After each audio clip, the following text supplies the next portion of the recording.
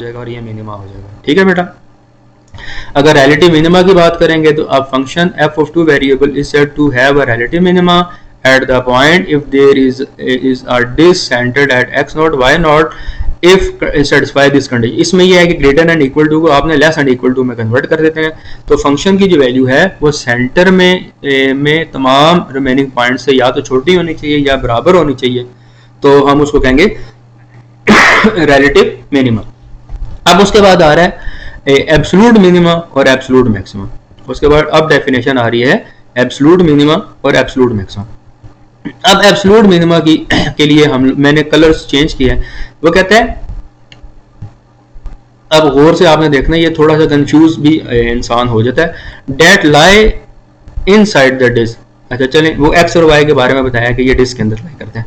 अब वो कहता है कि function is said to have an absolute maximum at the point if function satisfy this condition for all x and y and in the domain of the function। वो कहता है कि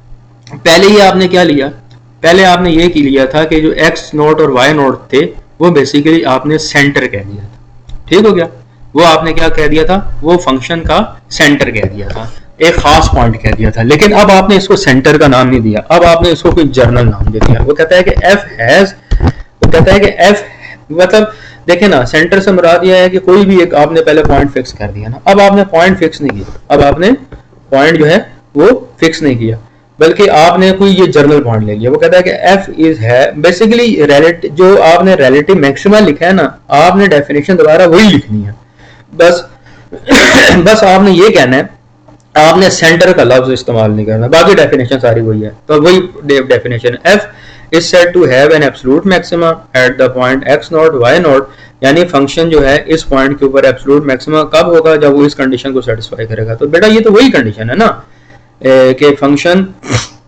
eight the centre should be greater and equal to the value of the function for all x and y, for all x and y, और ये और वो x and y in the domain of the function, in the domain of the function. इसी तरह absolute minima की बात करेंगे तो एब्सोल्यूट मिनिमा के लिए जो ग्रेटर एंड इक्वल टू का निशान होगा वो लेस एंड इक्वल टू में कन्वर्ट हो जाएगा। बस एक चीज का ख्याल रखें, जब रिलेटिव का कॉन्सेप्ट आएगा तो आपने ये जो पॉइंट है इसको सेंट्रल पॉइंट चूज करना है, लेकिन जब एब्सोल्यूट की बात आएगी तो आपने सेंट्रल का नहीं, इसको जर्नल पॉइंट चूज करना है और कंडीशन जो है वही होगी। ठीक है बेटा। नीचे मैंने रिलेटिव मिनिमा और रिलेटिव मैक्सिमा, एब्सोल्यूट मिनिमा की डेफिनेशन एक्सप्लेन की है, वो मैंने ऊपर ही आपको साथ ही एक्सप्लेन कर दी थी। अच्छा, अब डेफिनेशन आ रही है कि एक्सट्रीमम, रिलेटिव एक्सट्रीमम और एब्सोल्यूट एक्सट्रीमम। वो कहता है कि रिलेटिव, ये नोट है बेसिकली, रिलेटिव एक्सट्रीमम का मतलब ये होता है कि एक फंक्शन है जो कि जिसकी वैल्यू आपने निकाली है किसी डोमेन के अंदर। ठीक है, तो फंक्शन, अगर फंक्शन के अंदर रिलेटिव मिनिमा भी हो या रिलेटिव मैक्सिमा भी हो किसी पॉइंट के अंदर, यानी एक फंक्शन है, आपने क्या किया कि फंक्शन की वैल्यू चेक की एक्स नोट वाई नोट पे, और वो रिलेटिव मिनिमा भी या रिलेटिव मैक्सिमा भी है, तो हम उस फंक्शन को रिलेटिव एक्सट्रीमम भी कह सकते हैं। यानी रिलेटिव मिनिमा और रिलेटिव मैक्सिमा को आप रिलेटिव एक्सट्रीमम भी कह सकते हैं। एक्सट्रीमम का लफ्ज जो है ना, इसमें मिनिमम भी आ जाता है और मैक्सिमम भी आ जाता है। दोबारा सुन लें, यहाँ पे जो कॉन्सेप्ट इस्तेमाल हो रहा है कि function has a relative extremum at the point x naught y naught, यानी अगर वो लिखा हुआ है कि if has a relative minima, if f has a relative minima or a relative maxima at the point x naught y naught, then we say that f has a relative extrema at the point x naught y naught। Simple है बेटा, आप इसको आसानी के साथ understand कर सकते हैं कि f जो है रिलेटिव एक्सट्रीमा तब होगा जब फंक्शन जो है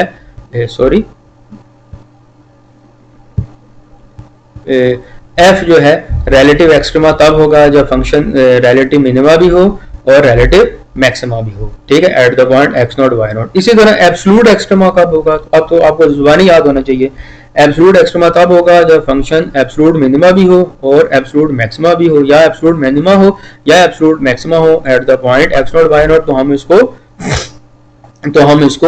एब्सोल्यूट एक्सट्रीमम भी कह सकते हैं at the point x naught y naught. तो ये बेसिकली, ये मैंने नीचे एक फंक्शन डिफाइंड किया, ये बेसिकली ये आपको फंक्शन नजर आ रहा होगा। ठीक है, ये आपको एक फंक्शन नजर आ रहा है। इस फंक्शन को आप गौर से देखें तो मैंने फंक्शंस को के अंदर 4 पॉइंट्स डिफाइन किए हैं, point A, point B, point C और पॉइंट डी, 4 डिफरेंट पॉइंट जो है मैंने डिफाइंड किए हैं। पॉइंट ए के ऊपर देखें, पॉइंट ए के ऊपर एक बॉटम नजर आ रहा है, पॉइंट सी के ऊपर भी बॉटम नजर आ रहा है, पॉइंट बी के ऊपर भी हाइट नजर आ रही है, पॉइंट डी के ऊपर भी हाइट नजर आ रही है। अब जितनी भी हाइट्स होती हैं ये सारी हाइट रिलेटिव मैक्सिमा होती है और जितने भी बॉटम्स होते हैं वो रिलेटिव मिनिमा होते हैं। इसका मतलब है ये भी रिलेटिव मैक्सिमा हो गया और ये भी रिलेटिव मैक्सिमा हो गया। लेकिन तमाम हाइट में जो सबसे बड़ी हाइट होती है, यानी अभी देखें ना यहाँ पे कितनी हाइट है, एक हाइट आपको ये नजर आ रही है, ठीक है, और एक हाइट आपको ये नजर आ रही है, 2 हाइट नजर आ रही है ना, तो दोनों हाइट बेसिकली है तो ये रिलेटिव मिनिमा, लेकिन इनमें जो सबसे बड़ी हाइट है वो एब्सोल्यूट मतलब रिलेटिव मैक्सिमा, जो सबसे बड़ी हाइट है उसको कह देंगे एब्सोल्यूट मैक्सिमा। ठीक हो गया।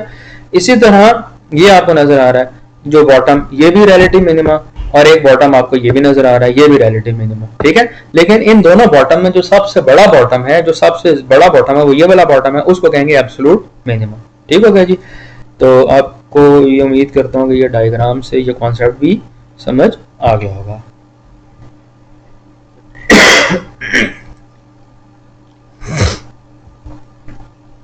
ये मैंने फिगर जो है वो मैंने एक्सप्लेन कर दी है। ये जितनी भी चीजें हैं वो बेसिकली ये बेसिकली लिखा हुआ है कि ये जो फंक्शन है आपने उसको ड्रा किया हुआ है एक square region x y plane के अंदर, जिसके अंदर एक्स की रेंज 0 और 1 के दरमियान है, वाई की रेंज भी 0 और 1 के दरमियान है।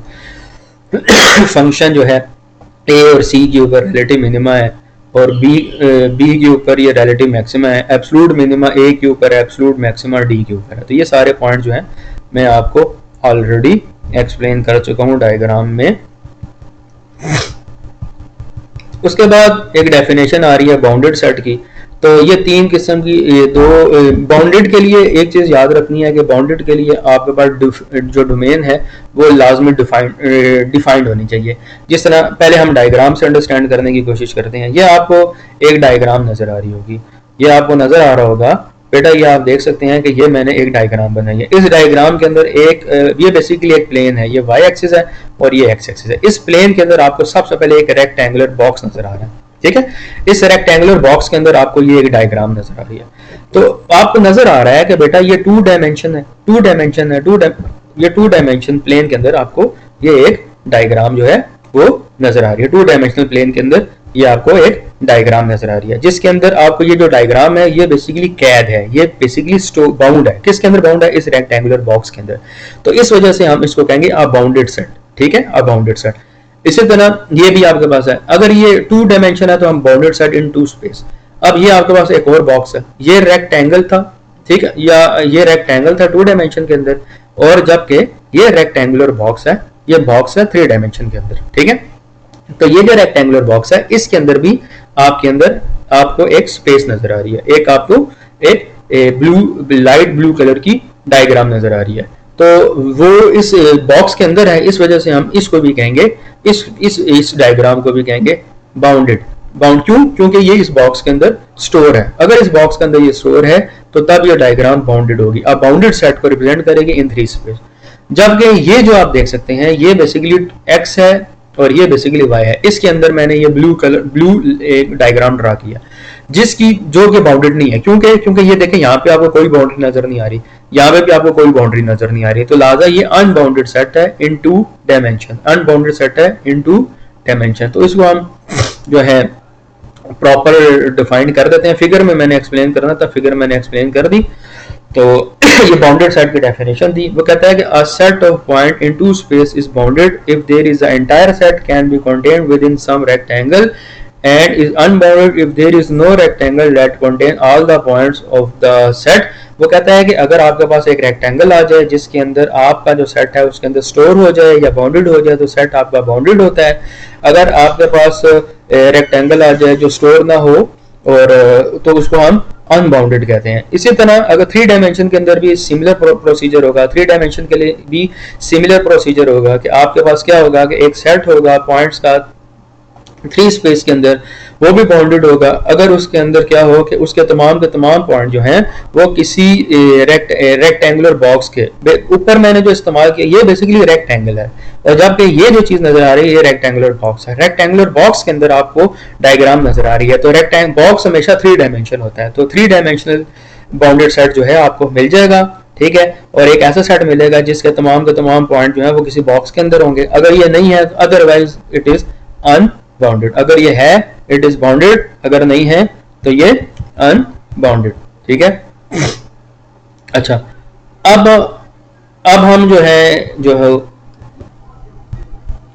अच्छा जी बेटा, ये एक्सट्रीमा से रिलेटेड जो है हमारे पास एक थ्योरम है, जिस थ्योरम ये एक थ्योरम है जिस थ्योरम का नाम है एक्सट्रीम वैल्यू थ्योरम। एक्सट्रीम का मतलब ये होता है कि एक आप ये थ्योरम से मुराद ये है कि इस थ्योरम के स्टेटमेंट में पढ़ देता हूँ, फिर आपको ये समझ आ जाएगा क्या है कि एक्सट्रीम वैल्यू थ्योरम का स्टेटमेंट है कि if f is a continuous function on the close and bounded set R, यानी आपके पास एक फंक्शन डिफाइंड है एफ और जो कि क्लोज भी है और बाउंडेड भी है किसी सेट आर, मतलब ये आपके पास डोमेन है, ठीक है। इस पूरी डोमेन के अंदर जो है ये फंक्शन जो है वो स्टोर है, ठीक है, जिस तरह मैंने ऊपर रेक्टेंगुलर बॉक्स बनाया था, ठीक है।